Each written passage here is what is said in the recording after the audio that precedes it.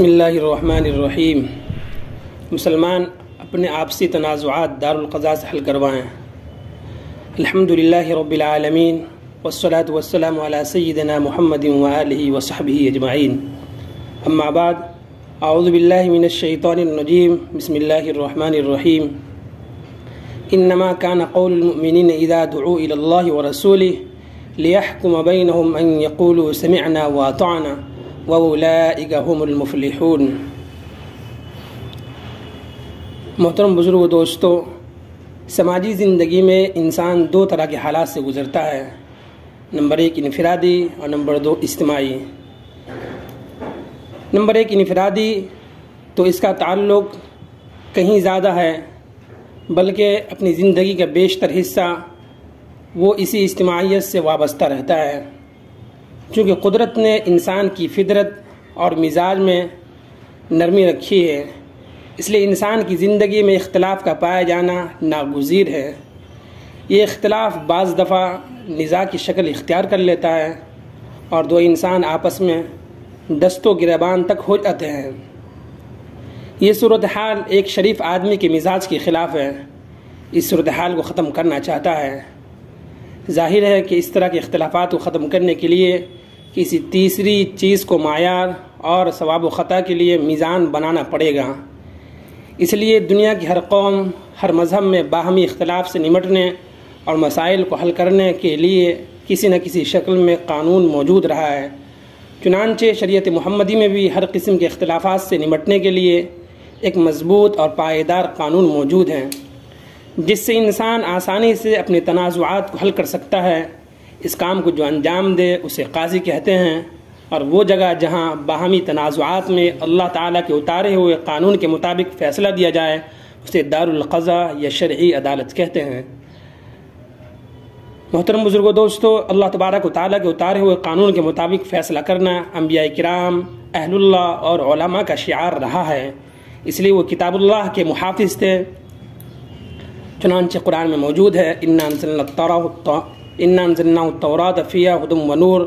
يَحْكُمُ بِهَا النَّبِيُّونَ الَّذِينَ أَسْلَمُوا لِلَّذِينَ هَادُوا وَالرَّبَّانِيُّونَ وَالْأَحْبَارُ مِمَّا اسْتُحْفِظُوا مِنْ كِتَابِ اللَّهِ وَكَانُوا عَلَيْهِ شُهَدَاءَ فَلَا تَخْشَوُا النَّاسَ وَاخْشَوْنِ، سورۃ المائدہ آیت نمبر 44، کہ ہم نے نازل کی توریت کو کہ اس کے اندر ہدایت اور روشنی ہے، اس کے مطابق حکم کرتے تھے پیغمبر کو جو کہ حکم بردار تھے اللہ کے یہود کو، اور حکم کرتے تھے اہل اللہ اور علماء کو، اس واسطے کہ وہ نگہبان ٹھہرائے گئے تھے اللہ کی کتاب پر اور اس کی خبرگیری پر وہ مقرر تھے۔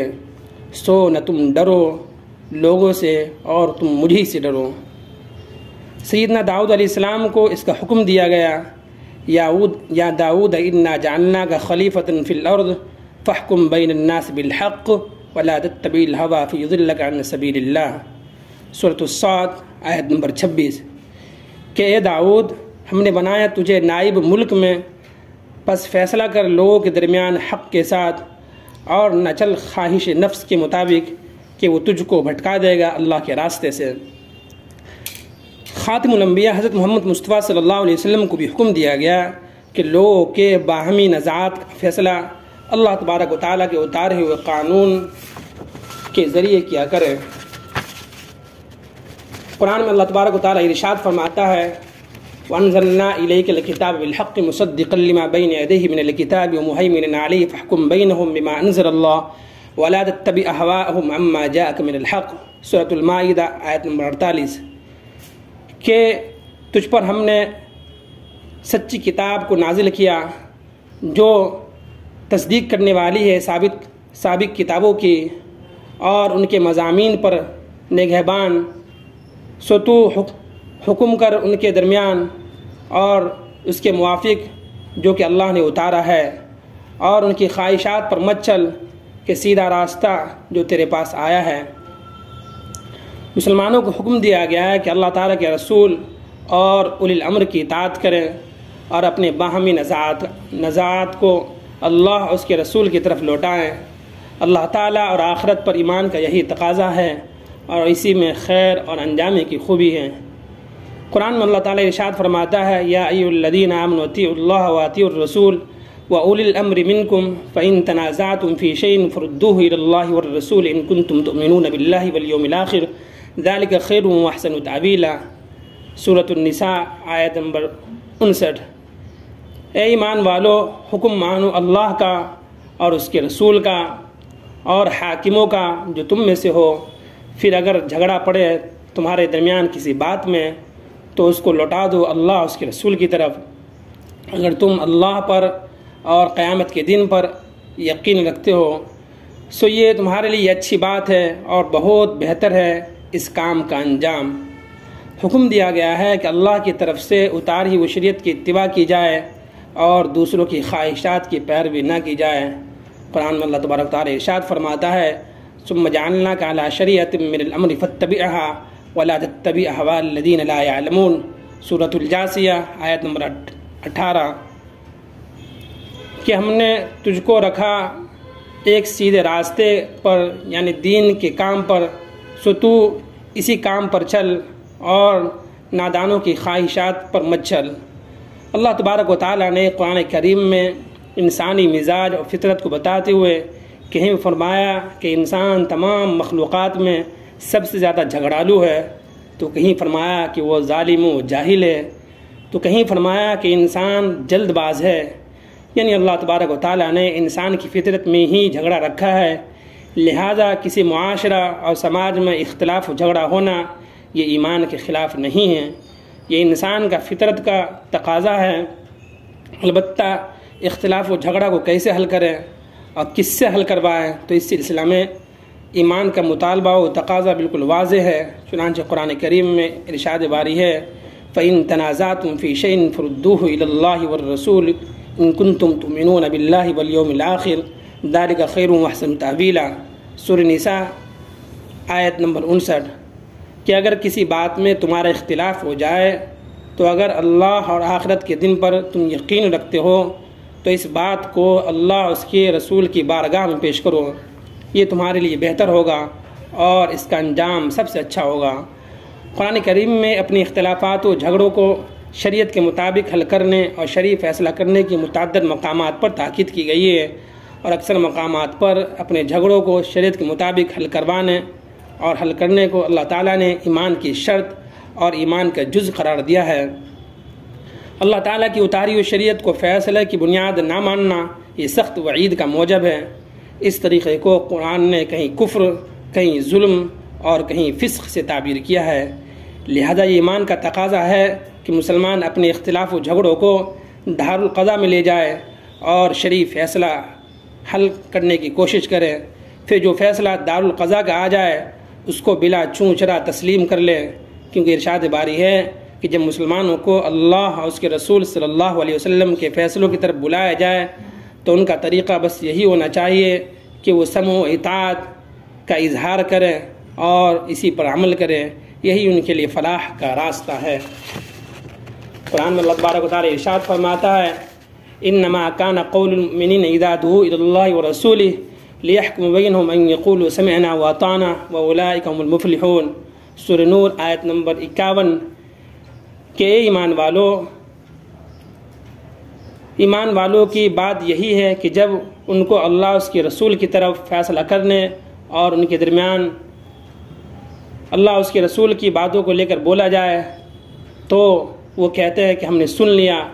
اور ہم نے حکم مان لیا اور یہی لوگ فلاح پانے والے ہیں۔ ایک طرف ایمان کا دعویٰ اور دوسری طرف اللہ اس کے رسول کے قوانین سے گریز کرنے کی قرآن نے سخت مذمت بیان کی ہے۔ قرآن میں ارشاد ہے أَلَمْ تَرَ إِلَى الَّذِينَ يَزْعُمُونَ أَنَّهُمْ آمَنُوا بِمَا أُنزِلَ إِلَيْكَ وَمَا أُنزِلَ مِن قَبْلِكَ يُرِيدُونَ أَن يَتَحَاكَمُوا إِلَى الطَّاغُوتِ وَقَدْ أُمِرُوا أَن يَكْفُرُوا بِهِ وَيُرِيدُ الشَّيْطَانُ أَن يُضِلَّهُمْ ضَلَالًا بَعِيدًا۔ سورہ نساء آیت نمبر 60 وَإِذَا دُعُوا إِلَى اللَّهِ وَرَسُولِهِ لِيَحْكُمَ بَيْنَهُمْ إِذَا فَرِيقٌ مِّنْهُمْ وَهُمْ مُعْرِضُونَ۔ سورۃ النور آیت نمبر 48 کیا تو نے نہیں دیکھا کہ جو دعویٰ کرتے ہیں کہ ہم ایمان لائیں اس پر جو اترا تیری طرف سے اور اس پر جو اترا تجھ سے پہلے، چاہتے ہیں کہ قضیہ لے جائے شیطان کی طرف، حالانکہ حکم ہو چکا ہے کہ ان کو کہ اس کو نہ مانیں اور چاہتا ہے کہ شیطان ان کو بہلا پھسلا کر دور لے جائے۔ جب ان کو بلائے اللہ اس کے رسول کی طرف کہ ان کا آپسی قضیہ چکا دے، تبھی ان میں سے ایک گروہ منہ موڑنے لگتا ہے۔ غیر مسلم ممالک میں نظام قضا کا قیام، اللہ اس کے رسول کے احکام کی پیروی اور باہمی نزاعات میں قانون الہی کو فیصل قرار دینے کا مطالبہ صرف ان مسلمانوں سے نہیں ہے جو مسلم اکثریتی ممالک میں آباد ہوں، بلکہ دنیا کے تمام مسلمانوں سے، خواہ وہ کسی بھی ملک اور کسی بھی خطۂ ارض میں رہتے ہوں، خواہ وہ اکثریت میں ہو یا اقلیت میں۔ اس لیے ہر مسلمان کے لیے یہ فریضہ ہے کہ وہ اپنے نزاعات کا فیصلہ اور تصفیہ کرانے کے لیے نظام قضا قائم کریں، قاضی کے فیصلے کو بسر و چشم تسلیم کریں۔ مسلمانوں کا جذبہ ایمانی اور قانون و شریعت کا احترام وہ زبردست قوت ہے جو مادی قوت سے محروم ہونے کے باوجود مسلم سماج اسلامی شریعت کے نفاذ کو یقینی بناتا ہے۔ سیدنا عمر فاروق رضی اللہ عنہ نے اپنے اہم ترین مکتوب میں سیدنا ابو موسیٰ اشعری رضی اللہ عنہ کو تحریر فرمایا کہ قضائے محکم فریضہ اور قابل تقلید سنت ہے۔ مسلمانوں کی زندگی میں خاص کر ان کے معاشرتی مسائل میں بہت سے ایسے امور ہیں جن کا فیصلہ قاضی ہی کے ذریعے ہو سکتا ہے۔ مثلا اگر حرمت مصاہرت کی صورت پیدا ہو جائے یا نکاح کے بعد رضاعت کا علم ہو اور ان دونوں صورتوں میں شوہر ازدواجی تعلقات ختم کرنے پر تیار نہ ہو، یا عورت خیار بلوغ کا حق استعمال کرنا چاہتے ہیں، یا مفقود الخبر یعنی لاپتہ شخص کی بیوی اپنا نکاح ختم کرنا چاہے، تو ان تمام شکلوں اور ان کے علاوہ کچھ دوسری شکلوں میں بھی اس کے سوا کوئی چارہ کار نہیں کہ قاضی کا فیصلہ حاصل کیا جائے، ورنہ معاشرہ بدترین گناہوں کا گھر بن جائے گا۔ ظاہر ہے کہ ایسے حالات میں قضا کا قیام ایک ناگزیر ضرورت قرار پاتا ہے جس کے بغیر شریعت کا قیام ممکن نہیں۔ اس لیے ہر مسلم معاشرہ پر نظام قضا کا قیام فرض اور ضروری ٹھہرتا ہے۔ دور حاضر میں مسلمان کم از کم 1/3 تعداد ان ملکوں میں آباد ہے جہاں زمام اقتدار دوسروں کے ہاتھوں میں ہیں اور مسلمان اقلیت کی حیثیت میں ہیں۔ وہاں ان میں سے بعض ممالک مثلا ہندوستان کے مسلمانوں کی تعداد بہت سے مسلم اکثریتی ممالک کے مسلمانوں کی تعداد سے کہیں زیادہ ہے۔ کیا مسلمانوں کی اتنی غیر معمولی تعداد کے لیے اس بات کی گنجائش ہے کہ وہ لوگ اسلام کی عدالتی نظاموں کی خوبیوں اور برکتوں سے محروم رہیں اور اپنے نزاعات یعنی جھگڑے کا تصفیہ کرنے کے لیے قضائے شرعی کا نظام قائم نہ کریں؟ جس شخص کی بھی کتاب و سنت، مقاصد شریعت اور فقہ کی تصریحات پر نظر ہوگی، وہ بلا تعمل یہی جواب دے گا کہ اسلام کے نظام عدل سے محرومی اور نظام قضا سے روگردانی کسی ملک کے مسلمانوں کے لیے جائز نہیں ہے۔ ہندوستان کے موجودہ حالات اس بات کا شدت سے تقاضا کرتے ہیں کہ مسلمانان ہند اتحاد کلمہ کی بنیاد پر مسالک اور فرقوں سے اوپر اٹھ کر پورے ملکی پیمانے پر مضبوط شرعی تنظیم اور منضبط نظام قضا قوانین شرعی کی روشنی میں جلد از جلد قائم کر لیں۔ پورے ملک میں دارالقضا کا جال بچھا دیں تاکہ ہمارے جھگڑے خصوصاً عائلی تنازعات یعنی گھریلو معاملات اللہ اس کے رسول کے حکموں کے مطابق اس کا فیصلہ ہوا کرے۔ ہمارے ستم رسیدہ مظلوم طبقات و افراد خصوصاً عورتوں کو آسانی کے ساتھ کم سے کم خرچ میں حق و انصاف مل سکے، اور ہندوستان کے موجودہ حالات میں اسلام کے آئلی قانون یعنی مسلم پرسنل لا کو جو خطرات درپیش ہیں انہیں دفع کرنے میں ہمیں کامیابی مل سکے۔ نظام قضا اس ملک کی ایک اہم ترین ضرورت ہے۔ ملک ہندوستان کی عدلیہ میں اس وقت تقریباً 4.5 کروڑ مقدمات زیر غور ہیں۔ 2019 میں جب زیر التوا مقدمات کی تعداد 3.5 کروڑ تھی، سپریم کورٹ کے ایک ریٹائرڈ جج نے بیان دیا تھا کہ اگر آج سے عدالتوں میں کوئی نیا مقدمہ درج نہ کیا جائے بلکہ صرف زیر غور معاملات کو موجودہ سسٹم سے حل کروایا جائے تو پینڈنگ مقدمات کو حل کرنے میں 350 سال کی مدت درکار ہوگی۔ ہماری ملک کی عدالتیں اس وقت مقدمات کے بوجھ سے پریشان ہیں۔ بہت سے ججوں کی تعداد بڑھانے کا مطالبہ کیا ہے۔ عدالتوں سے فیصلے ملنے میں کتنی تاخیر ہوتی ہے، اس کی خبریں برابر آتی رہتی ہیں۔